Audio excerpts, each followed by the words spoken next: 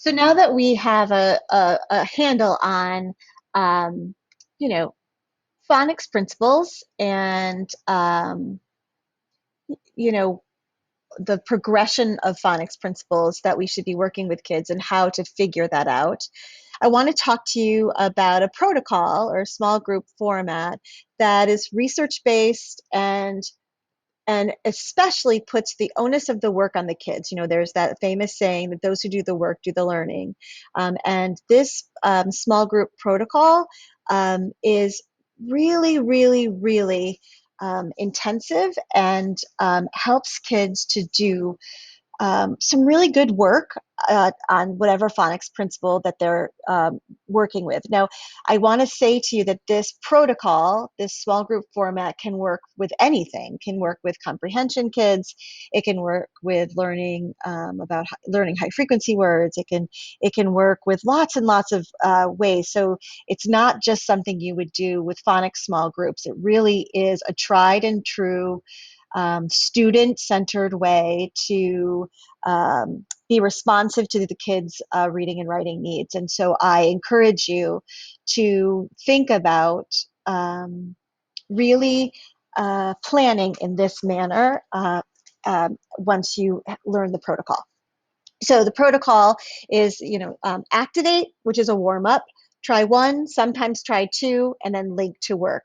The most important thing about this protocol is that last step, step four. You are linking it to their work. I always tell this story uh, but it really made a mark on my teaching. I was in a kindergarten teacher's room, someone who I absolutely positively admire for her amazing teaching. And she had called me in to help her with a student who by February was still roaming around level A, level B, and we were having trouble pushing him beyond those levels. And so I sat next to him and I said to him during independent reading, like, what do you typically do during independent reading? And he said, well, first, and he pulled out a list of high frequency words. And he says, first, I read my list of words, and then I read my books. And so he pulled out his high frequency words, and there was probably 25 on there by that time of the year, maybe 20. And he could read one or two. Like he read I, he read me, he read and that was it. That's all he could do. And then we moved on to his book, and he was reading a level A, those pattern books. And the pattern book was the cat is on the chair, the cat is on the typewriter, the cat is on the counter. You get it. So after he read that book flawlessly, I grabbed the book and I said to him, let's do a word hunt. Um, See if you can find the word on for me. And he pointed to on every word. See if you can find the word the for me. Pointed to the on every word. Um, and I said, see if you can find the word is for me. Same thing.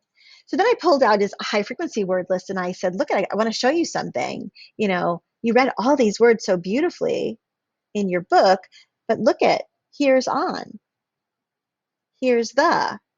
And this is the part that I will never forget. His face just was like mind blown and said to me, do you mean to tell me that the words on this list I can find in books? And I was like, yes. And he said, are there more? And I said, yes. And so we took all of his books out, and he then made the connection between the high frequency word list that he was reading and how that those are words in books. And I will never forget that because to him, the connection somehow was missed. It was, I do this thing, read these words on this list, and then I go and read my book. And there was never any understanding that the two things were connected. And so it's absolutely essential that when we go over this protocol, that you understand that no matter what you do, you have to find a way to link it to their reading work or their writing work. So let's talk about the protocol. So step one, it's this warm up. It is supposed to be quick. It is supposed to be like 1 minute 2 minutes. It is just activating their brains, having to do with the skill that you're going over. So it would be like reading a chart, it would be sorting words, it would be matching words. So let me tell you what I mean by that. So they might have a chart that says, um, uh, uh, vowel teams and vowel team words with EA and vowel team words with AI, and they would go through and read those words. Or, sorting words, they might have EA words and they might have AI words, and they might be sorting them into columns. These are EA words, I'm going to read them. These are, uh, AI words, I'm going to read them. They might be pictures of things where they say the word, right? Like bear, or no, that's not a good one. Like, if we were doing CVCE words, we would do date. Okay, that goes in the long A CVCE column. Time. Oh, okay, that goes in the long I CVCE column. And we would be moving the pictures or the words into the correct column, sorting.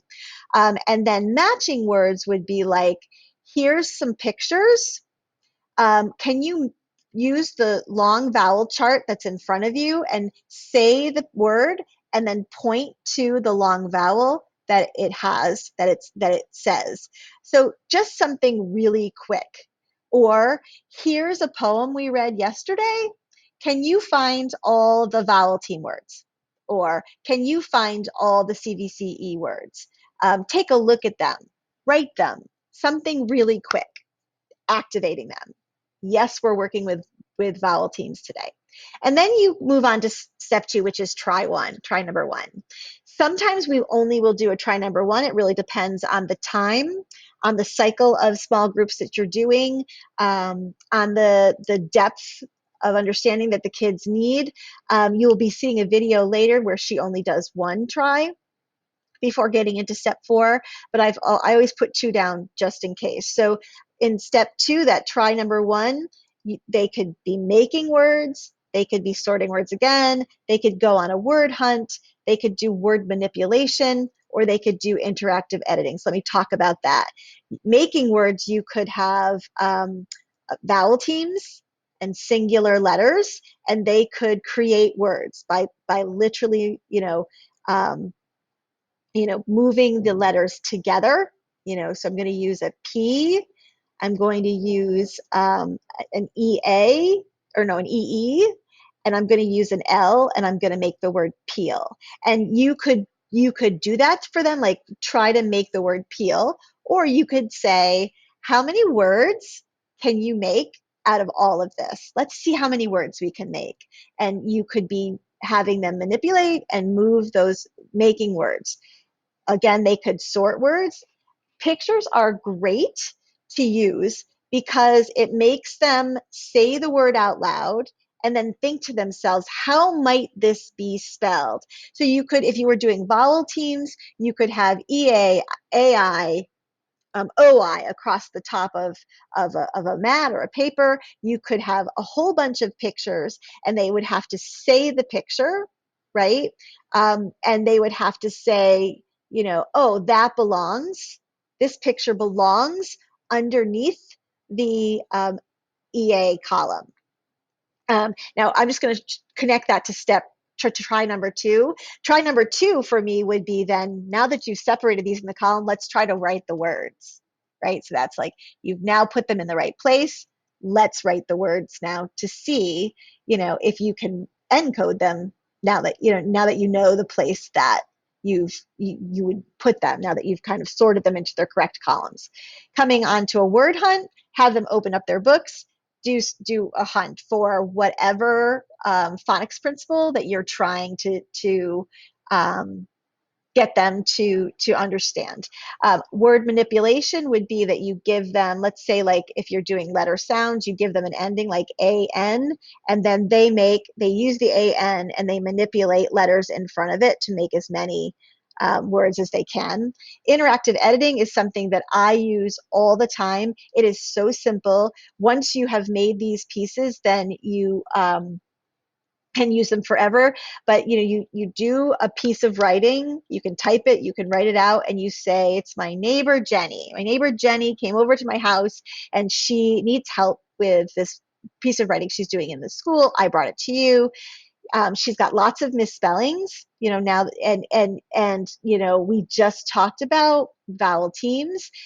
Can you go through and with your partner and circle words that look like they're misspelled when it comes to the vowel teams, when it comes to long vowels, and circle them and see if you can help Jenny by spelling them in the correct way. And then try number 2 is really the same thing as try number 1. It's just that you would choose something else, right? Or you would connect them, right? So if they made words, then you could, do something like a word hunt. If they sorted words or pictures, right, then they could write the words. If they wrote the words first, then you could have them sort after. So step 1 and step 3, or step 2 and step 3 are the same exact things that you could do in the middle. And by the way, these things, word manipulation, word hunt, sorting words, matching words, interactive editing, are all research-based ways to get kids to learn phonics principles. So it's not like we've pulled these out of nowhere. These are research-based. These are the ways that we find that kids learn these things fastest. So that's why they're on these Post-its. Step 4, it's that link to the work, right? So here's the way that you do that. You can either do some shared reading, right? So that you are pulling out a piece of reading, you are highlighting words that have that phonics principle before you read it, right?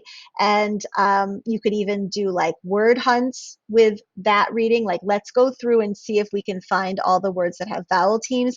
Let's see if we can decode those. And then you read that piece together in a shared reading way, which is, we know shared reading is everyone has a copy of the text, everyone is reading chorally, right? We're reading it together.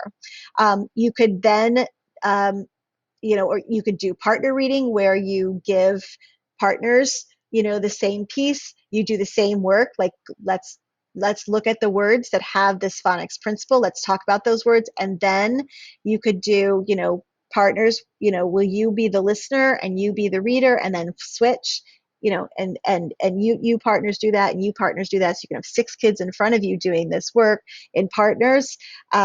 Interactive writing is the teacher holds the pen and gives the pen away. So you could write a paragraph, or write a few sentences together on an easel paper where you're writing all the words that you're not studying, right? And that you've planned this message to have words that follow the phonics principle, and then you have them, come share the pen, take the pen, and write the word in to the interactive writing that you're doing together, and to try to see, can we spell it right based on our work today?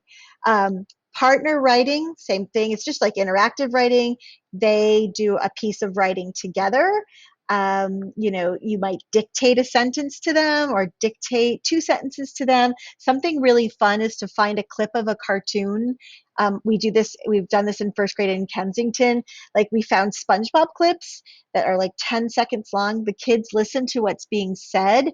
And you want to find something that matches the phonics principle. I have a Padlet full of SpongeBob clips that I will put on this in this folder for you. And the kids listen to what SpongeBob says, and then together as partnerships, they try to write down the things that are being said on that clip. And of course, the words that are being said on that clip have the phonics principles that you are trying to do. And then the other thing that is just beautiful to do is to have the kids take their writing out from writing workshop and say, okay, go look through your own writing or work with a partner and see if you guys can go through the writing and see, did you misspell any of the words that have this phonics principle? So you'll notice that this protocol is, a warm up should be really short, 2 minutes, a try one where you're doing one of those choice things that are on the Post-it note, and you'll see in the folder that I've given you tons and tons of material so that you are able to do these things that are on step 2 and step 3. Try 1 and try 2 are the same. Sometimes we only do try 1, but sometimes we need to do 2 tries to make sure that the kids are getting it. And then do not ever, ever, ever leave out step 4. Um, you have to make sure that you're linking the work to, in context things, and getting them to see, oh, these phonics principles, me knowing these phonics principles will help me in my writing and will help me in my own reading. So that's the protocol.